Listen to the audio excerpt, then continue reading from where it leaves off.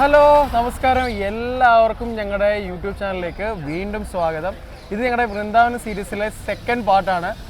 ആദ്യത്തെ പാർട്ടിൽ നമ്മൾ എവിടെയൊക്കെ നമ്മൾ പോയത്? നമ്മള് നിധിവന്, ചീർഘട്ട്, കാളിയാഘട്ട്, ഇവിടെ എല്ലാം നമ്മൾ പോയി.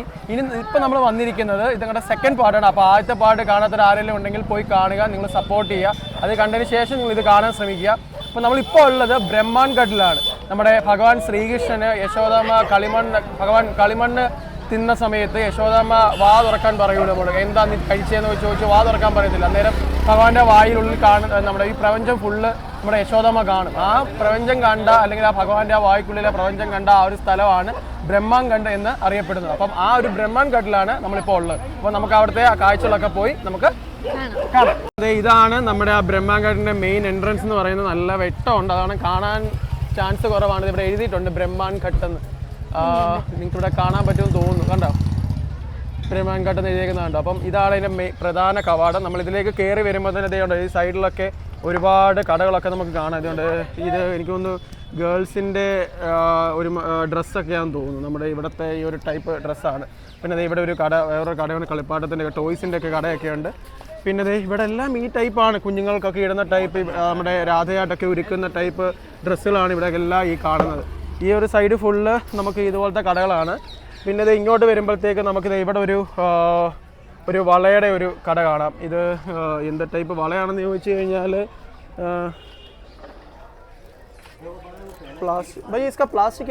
പ്ലാസ്റ്റിക്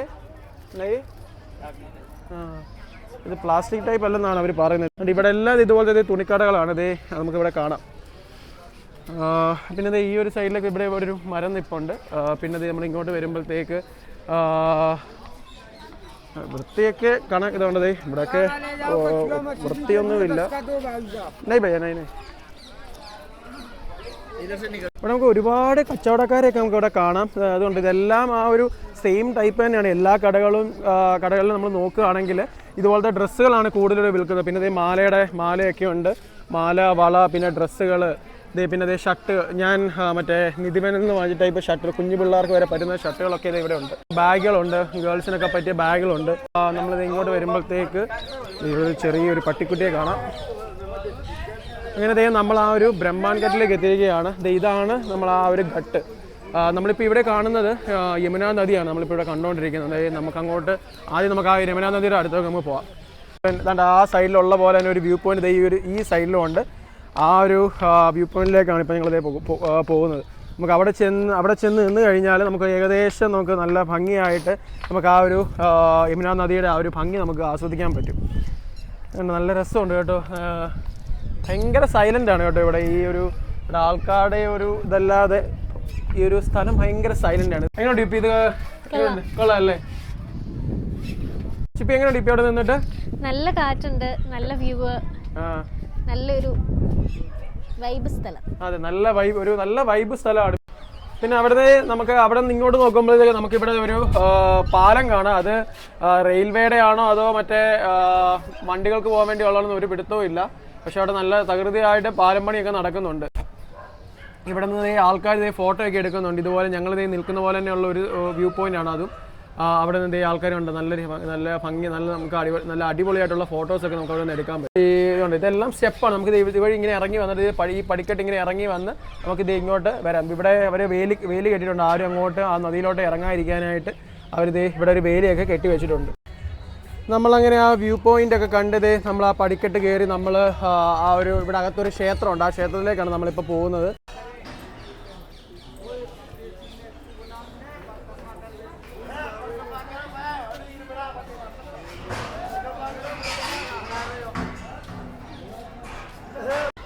അമ്പലത്തിൻ്റെ സൈഡിലേക്ക് വരുമ്പോഴത്തേക്കും നമുക്കിവിടെ ഒരു പ്രഭാഷണം എന്തോ നടക്കുന്നുണ്ട്. ഒരാൾ പ്രഭാഷണം പോലെ ഇങ്ങനെ ഓരോ കാര്യങ്ങളൊക്കെ പറഞ്ഞു കൊടുക്കുന്നുണ്ട്. അദ്ദേഹത്തിൻ്റെ അടുത്ത് ഒരുപാട് ആൾക്കാർ അതായിരുന്നു കേൾക്കുന്നുണ്ട്. അതൊക്കെ ഇവിടുത്തെ ഈ ഒരു നമ്മുടെ ബ്രഹ്മാൻഘട്ടിലെ ആ ഒരു ക്ഷേത്രം എന്ന് പറയുന്നത്. ഇവിടെ അകത്ത് നമുക്ക് ഭഗവാന്റെ ഒരു ചിത്രങ്ങളൊക്കെ ഇവിടെ കൊടുത്തിട്ടുണ്ട്. ഭഗവാന്റെ കണ്ടോ, ഭഗവാന്റെ ആ ഒരു ഞാൻ പറഞ്ഞ കഥ ഓർമ്മയില്ലേ, ആ ഒരു ബ്രഹ്മാണ്ടം കാണുന്നത്. അപ്പോൾ അങ്ങനെ ഭഗവാന്റെ വാ തുറന്ന് നോക്കുന്നത് ആ ഒരു യശോദാമ്മയുടെ ഫോട്ടോ നമുക്കിവിടെ കാണാം. പിന്നെ ഇവിടെ ഒരു ഉണ്ണിക്കണ്ണൻ്റെ ഒരു ഫോട്ടോ ഇവിടെ ഉണ്ട്.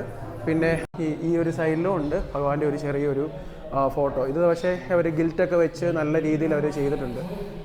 ഈ ഒരു ഫോട്ടോ കാണുമ്പോൾ ശരിക്കും നമ്മുടെ ഒരു കേരളത്തിലെ അല്ലെങ്കിൽ നമ്മൾ കണ്ടിട്ടുള്ള ഒരു കൃഷ്ണൻ്റെ ആ ഒരു രൂപമേ അല്ല ഇവിടുത്തെ ഒരു കൃഷ്ണൻ്റെ. ഒരുപാട് വ്യത്യാസമുണ്ട്. നമ്മൾ കണ്ടിട്ടുള്ള കൃഷ്ണൻ നമ്മുടെ മനസ്സിലൊരു രൂപമുണ്ട്. ആ ഒരു രൂപമേ അല്ല നമ്മുടെ ഇവിടെ ഒരു നോർത്ത് ഇന്ത്യൻ ഒരു സൈഡിലേക്ക് വന്നു കഴിഞ്ഞാലുള്ളത്. പിന്നെ അവിടെ നിന്ന് നമ്മൾ ഇങ്ങോട്ട് വരുമ്പോഴത്തേക്കും നമുക്കിവിടെ ആ ഒരു മന്ദിരം കാണാം. ഇവിടെ രാധേ എന്നൊക്കെ എഴുതിയിട്ടുണ്ട്. പിന്നെ ഇവിടെ കണ്ടോ ഭഗവാന്റെ കണ്ടോ ഒരു വിഗ്രഹങ്ങളൊക്കെ നമുക്കിവിടെ കാണാൻ സാധിക്കും. ആ ഒരു പ്രതിഷ്ഠയൊക്കെ ഈ ഒരു സൈഡിലേക്ക് വരുമ്പോഴത്തേക്കും നമുക്കിത് പുറത്തോട്ട് ഇറങ്ങിക്കഴിഞ്ഞാൽ പുറകെ നമുക്കൊരു ഗോശാല കാണാം. ഒരുപാട് പശുക്കളെയൊക്കെ ഇവരിവിടെ വളർത്തുന്നുണ്ട്. പ്രോബ്ലം नहीं है भैया, कैन आई टेक इट?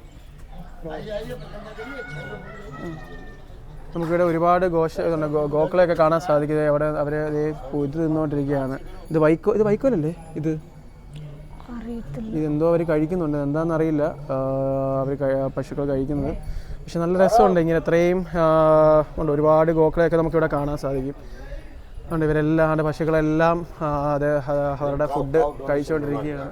ഇവിടെ മൊത്തം ഏകദേശം ഒരു 10-12 പശുക്കളെ നമുക്കിവിടെ കാണാം. അതിൻ്റെ മണ്ട കണ്ടോ കുരങ്ങന്മാർ ഓടിക്കളിക്കുന്നത് കണ്ടോ.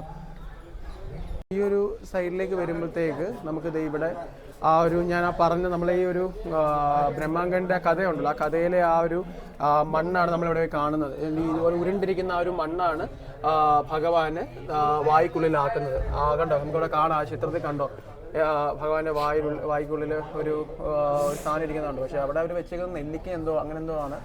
പക്ഷേ ശരിക്കും ഈ ഒരു മണ്ണാണ് അത് നമ്മുടെ ഭഗവാൻ വായ്ക്കുള്ളിലാക്കുന്നത്. അപ്പം അത് കണ്ടിട്ട് അത് അറിഞ്ഞിട്ട് വന്ന് യശോദാമ്മ കണ്ണനോട് വാ തുറക്കാൻ പറയുമ്പോൾ വാ തുറക്കുമ്പോഴാണ് ആ ഒരു ബ്രഹ്മാണ്ടം ഫുള്ള് കാണുന്നത്. അങ്ങനെയാണ് ആ ഒരു ബ്രഹ്മാണ്ടം യശോദാമ്മ ബ്രഹ്മാണ്ടം കണ്ട ആ ഒരു ഘട്ടിനെയാണ് ഇവർ ബ്രഹ്മാണ്ട് ഘട്ടെന്ന് വിളിക്കുന്നത്. അപ്പം കണ്ടോ ഇവിടെ കാണാം, ആ വലിയ കണ്ട ആ വായ്ക്കുള്ളിൽ നമുക്കിവിടെ കാണാൻ ആ ഒരു ബ്രഹ്മാണ്ടം കാണുന്നതിൻ്റെ ആ ഒരു ചിത്രമാണ് നമ്മളിവിടെ കണ്ടുകൊണ്ടിരിക്കുന്നത്. അവിടെ നിന്ന് നമ്മളിനി മുന്നോട്ട് വരുമ്പോഴത്തേക്ക് ഇവിടെ ഇത് മാത്രമേ ഉള്ളൂ. ഈ ഒരു ബ്രഹ്മാങ്കട്ടിൽ നമുക്ക് ഈ ഒരു ഒറ്റ ക്ഷേത്രം മാത്രമേ നമുക്കിവിടെ കാണാനുള്ളൂ. പിന്നെ ഈ ഒരു സൈഡിൽ ഞാൻ കുറച്ച് മുന്നേ കാണിച്ച ആ ഒരു സ്വാമിയുടെ പ്രഭാഷണം നടന്നുകൊണ്ടിരിക്കുകയാണ്.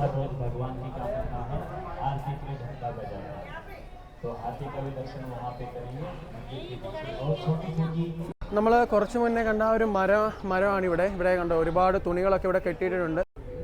പക്ഷെ ഒരുപാട് ആൾക്കാർ ഇതുപോലെ തുണിയൊക്കെ ഇതിലിങ്ങനെ കെട്ടി വെച്ചിട്ടുണ്ട്. ഇതിങ്ങനെ ഉണ്ട്. ആ ഒരു മരത്തിന് ഇവരെല്ലാവരും ഭക്തിയോടെ അവർ വലം വെക്കുന്നുണ്ട്.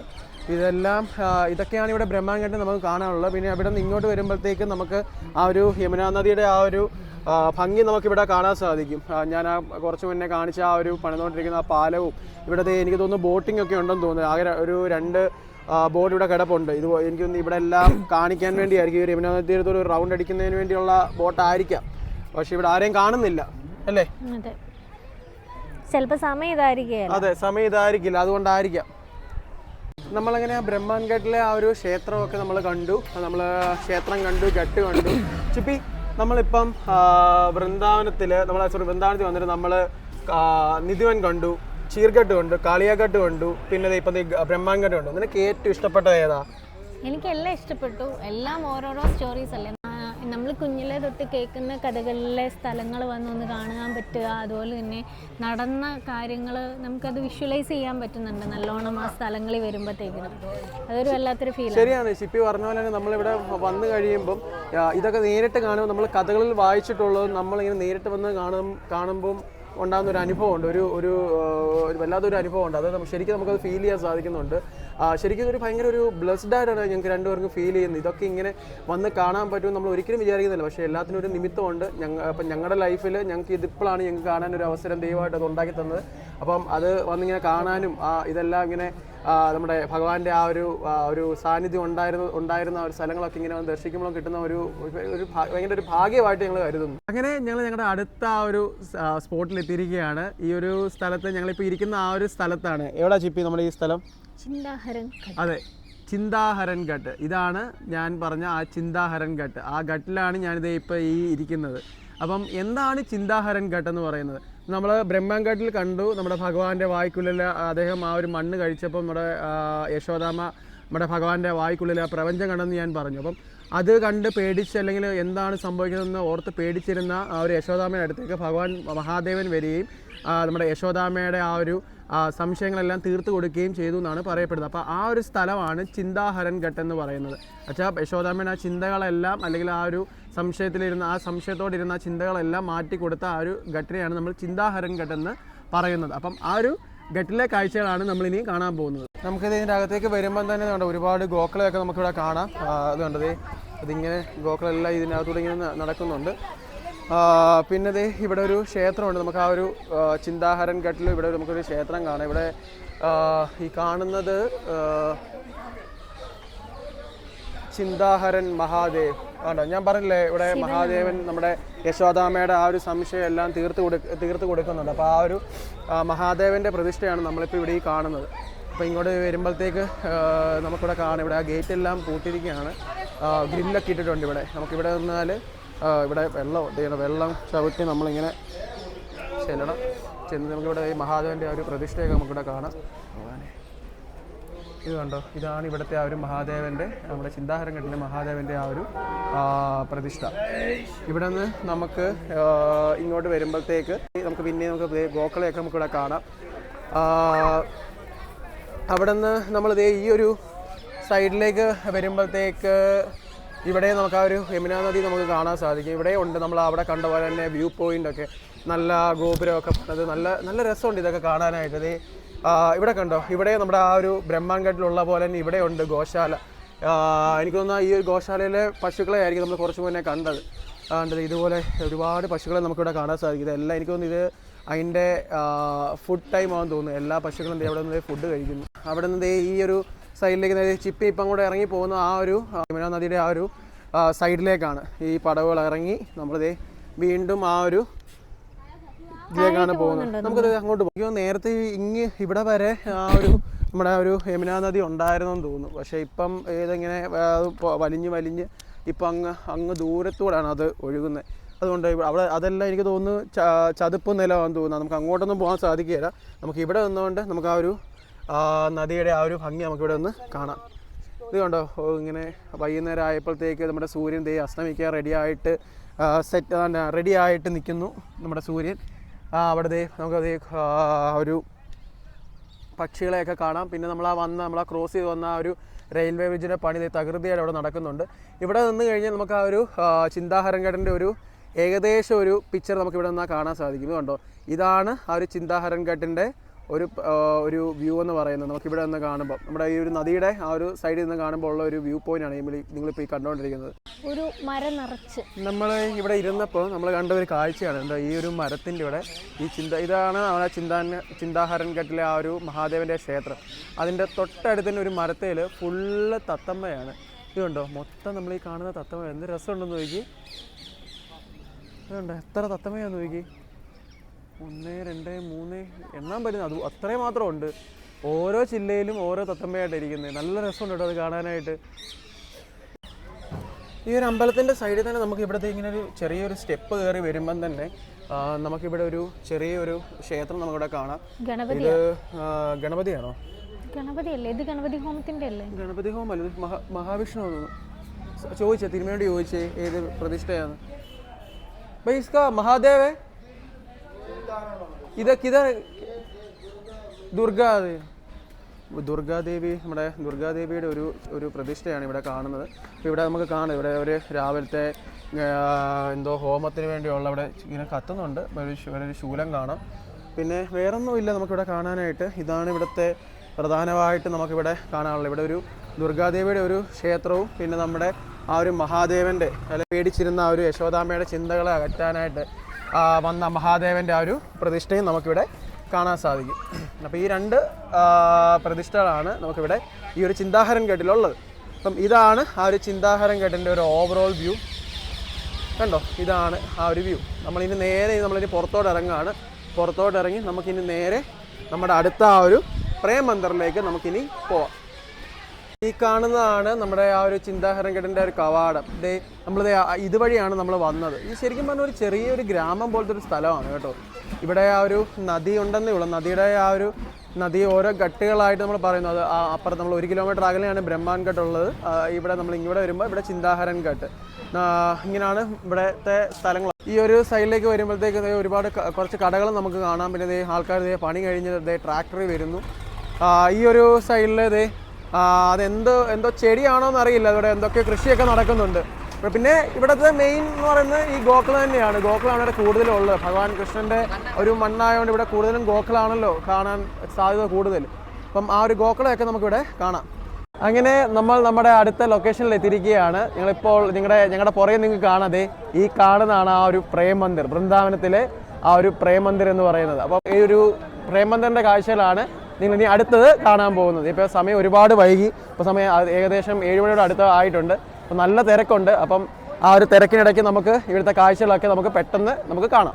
ഇതുകൊണ്ട് ഈ കാണുന്നതാണ് ആ ഒരു പ്രേം മന്ദിറിൻ്റെ ഒരു വ്യൂ എന്ന് പറയുന്നത്. ഇവിടെ ഇപ്പം രാത്രി ആയപ്പോഴത്തേക്ക് ലൈറ്റൊക്കെ ഇട്ട് ഫുള്ള് നല്ല സെറ്റപ്പ് ആക്കിയിട്ടുണ്ട് അവർ. കണ്ടോ, ഈ കാണുന്ന ലൈറ്റൊക്കെ ഉണ്ട്, മാറുന്നുണ്ട്, ലൈറ്റൊക്കെ മാറുന്നുണ്ട്. ഇതുണ്ടോ, ഇതിൻ്റെ ആ കളറ് മാറുന്നുണ്ട്. നേരത്തെ അത് വെള്ളയായിരുന്നു, ഇപ്പോൾ അത് നീലയല്ല വെള്ളം വന്നായിരുന്നു. വെള്ള ഇപ്പോൾ ഒരു പിങ്ക് കളറായി. ഇപ്പോൾ അടുത്ത ലൈറ്റ് വന്നു. നല്ല ലാവൻഡർ കളറിലേക്കായി, അത് ചേഞ്ചായി. നമുക്കിവിടെ ഒരു ഭഗവാനും ഗോപികമാരും രാധാദേവി എല്ലാവരും കൂടെ ഉള്ള ഒരു ചെറിയൊരു ഇത് കാണാം, ഒരു തീം നമുക്കിവിടെ കാണാം. ഇത് ശരിക്കും കറങ്ങുന്നുണ്ട്. അതിങ്ങനെ കറങ്ങി ഇങ്ങനെ ലൈറ്റൊക്കെ മാറുന്നുണ്ട് അവിടെ. ഇതുണ്ടോ, നിങ്ങൾക്കിവിടെ കാണാം. അതുണ്ടോ, ഗോപികമാരും കൃഷ്ണനും ഗോപികമാരും, പിന്നെ നടുക്ക് കൃഷ്ണനും രാധയൊക്കെയാണുള്ളത്. അതിങ്ങനെ കറങ്ങുന്നുണ്ട്, ഓരോന്നും ഇങ്ങനെ കറങ്ങുന്നുണ്ട്. നല്ല ഭംഗിയുണ്ട് അത് കാണാനായിട്ട്. അവിടെ നിന്ന് വേറൊരു സൈഡിലേക്ക് വരുമ്പോഴത്തേക്കും നമുക്കിത് ഇവിടെ ഒരു കൃഷ്ണൻ്റെയും അർജുനൻ്റെയും അല്ലെങ്കിൽ ആ ഒരു ഗീതോപദേശം കൊടുക്കുന്ന ആ ഒരു തീമാണ് അവരിവിടെ ചെയ്തിരിക്കുന്നത്. ഇത് കണ്ടോ, ഈ കാണുന്നതാണ് നമ്മൾ കഥകളിലൊക്കെ വായിച്ചിട്ടുള്ളതാണ്. ഭഗവാൻ തൻ്റെ പ്രജകളെ രക്ഷിക്കാനായിട്ട് ഗോവർദ്ധനഗിരി എന്ന് പറയുന്ന ഒരു മല തൻ്റെ ചെറുവിരലുകൊണ്ട് ഉയർത്തിയ ഒരു കഥയുണ്ട്. അപ്പോൾ ആ കഥയിലെ ആ ഒരു തീമാണ് ഇവിടെ ചെയ്തിരിക്കുന്നത്. കണ്ടോ, നമുക്കിവിടെ കാണാം ആ ഒരു വെള്ളമൊക്കെയാണ്, മലയുടെ മണ്ടയിൽ കൂടെ വെള്ളം ഒഴുകുന്നു. ഭഗവാൻ തൻ്റെ ആ ഒരു ചെറുവിരൽ കൊണ്ടാണ് ആ ഒരു മല ഉയർത്തി നിർത്തിയിരിക്കുന്നത്. ഈ ഒരു മലയുടെ പേര് ഗോവർദ്ധനഗിരി എന്നാണ്. നമ്മൾ ഈ ഗോവർദ്ധനഗിരി കാണാനൊക്കെ നമ്മൾ പോകുന്നുണ്ട്. അപ്പം ഇതിൻ്റെ ഒരു തീമാണ്. നമുക്ക് ആ പ്രജകളെ കാണാം. ഭഗവാൻ നടുക്ക് നിൽക്കുന്നു. നല്ല ഭയങ്കര പെർഫെക്ഷനാണ് കേട്ടോ, നല്ല പെർഫെക്ഷനിലാണ് അവരത് ചെയ്തിരിക്കുന്നത്. അവിടെ നിന്ന് വേറൊരു സൈഡിലേക്ക് വരുമ്പോഴത്തേക്ക് നമുക്കിവിടെ വേറൊരു തീം കാണാം.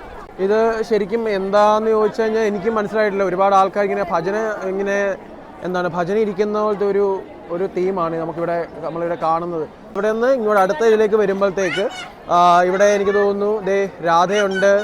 ഈ സൈഡിൽ കൃഷ്ണൻ കല്യാണം അല്ലല്ലോ, രാധയും കൃഷ്ണൻ കല്യാണം കഴിക്കുന്നില്ലല്ലോ, അവര് കാമുകന്മാരല്ലേ. ഇത് ശരിക്കും ഇവിടെ കൃഷ്ണനെ കാണാം, നമുക്കിത് ഇവിടെ രാധയെ കാണാം, കൂടെ ഒരുപാട് ഗോപികമാരെയും കാണാം. ഭഗവാനുണ്ട്, ശ്രീകൃഷ്ണനും രാധയും ഗോപികമാരും എല്ലാവരും കൂടെ ഒരു നദികരയിലിരുന്ന് ഇങ്ങനെ കളിക്കുന്നതായിട്ടുള്ള ഒരു തീമാണ് നമ്മളിവിടെ ഈ കാണുന്നത്.